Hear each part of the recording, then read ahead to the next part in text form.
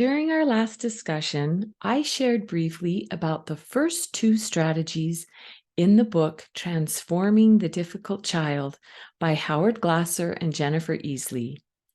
The first two strategies are no payoffs for negative behavior and purposefully creating and nurturing a child's success. Today, I want to share a few key points on the third strategy, absolute clarity, which includes being consistent and having committed boundaries and consequences. Just as we as parents have to work harder to meet the real demands of a more difficult, high-energy child, it's important for us to realize that our child has to work much harder than the average child to appropriately control and channel their intensity. High-energy children don't want everyone to constantly be disappointed with them, but they are often confused by inconsistency, and they are addicted to the energy they receive, even if it's negative energy. Most difficult children think something's wrong with them. They often don't clearly understand the jobs, expectations, and limits, or how things work in the school system and home system which they are a part of. All children, but especially high-energy children, need clarity most of all. They need to know what is expected. When they're behaving, they need to receive the emotionally nutritious comments that they interpret as evidence that they are valued and held in esteem.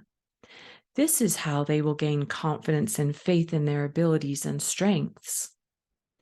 They also need to know what the rules are and know exactly what to consistently expect when they break the rules. Often, one of the main reasons parenting techniques and systems don't work for the children, the reason they won't listen and often misbehave, is because they have so many unearned special privileges and possessions. They already have everything they want, and therefore they are the ones in control. They don't understand that in the real world, privileges and possessions are usually earned. Children believe these are just their rights, and they are entitled to their freedom and possessions.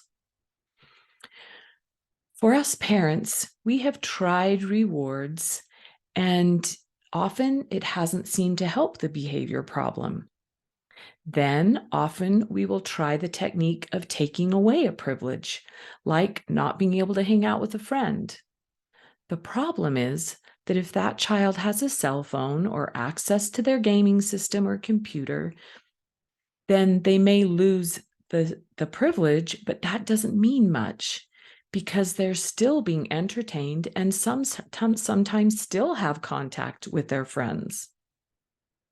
So the first thing we as parents need to do is teach our children how to differentiate between privileges and rights. Any child under our care has the right to 6 things: food, clothing, shelter, protection, medical care, and education.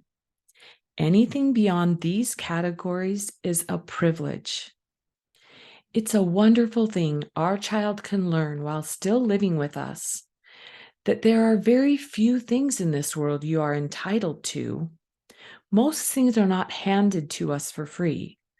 We're usually required to do certain things to receive certain things. The program I implemented combines the recommendations of several books to create a system which looks something like a positive apprenticeship. It recognizes even the micro efforts a child is putting out, which establishes a feeling of success for the child. The first thing I did was make a list of all the privileges my child had up to this point that had been handed to them for free. Things like TV time, friend time, phone privileges, gaming systems, transportation to everywhere they wanted to go, extracurricular activities, snacks, going out to eat, one-on-one time, and the list goes on and on. Then I made a list of ways to earn all these privileges from positive behavior: being polite, doing things as soon as they're asked, taking criticism well, having a good attitude, asking permission before they go someplace, being cooperative and helpful, having good self-control. Then I listed all the rules. Most children don't like rules, but in this system, all of a sudden, rules have a positive connotation when they earn privileges by just not breaking the rules. So rules might be no lying, no stealing, no aggression, no whining, no bullying, no being disrespectful. And lastly, I listed all their chores and responsibilities. Make bed, good daily hygiene, feed and water your dog, good behavior at school, doing your daily chores, cleaning up after yourself, doing daily homework, and turning it in on time. When my children were young, they could earn points for things they desired and wanted when they exhibited positive behavior. When my teenagers came along and were a little bit older than the young child, I established contracts that were signed by both the parent and the child.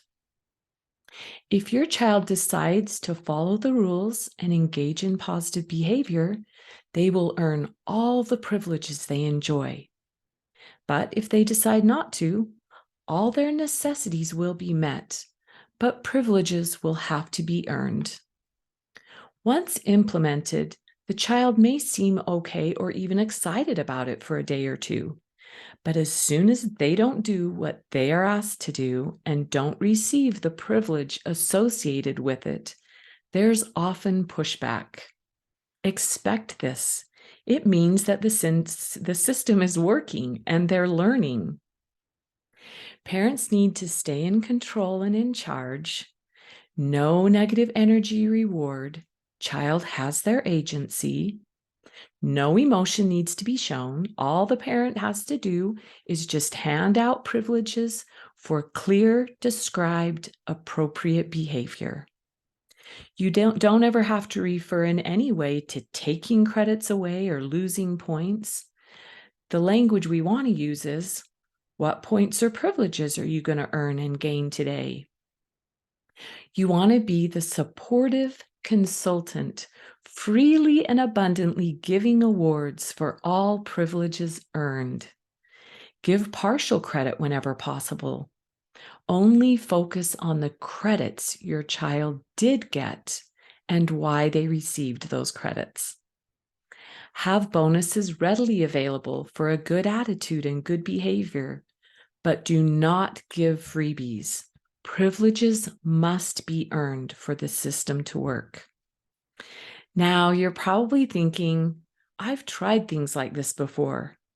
My child is never going to go for this.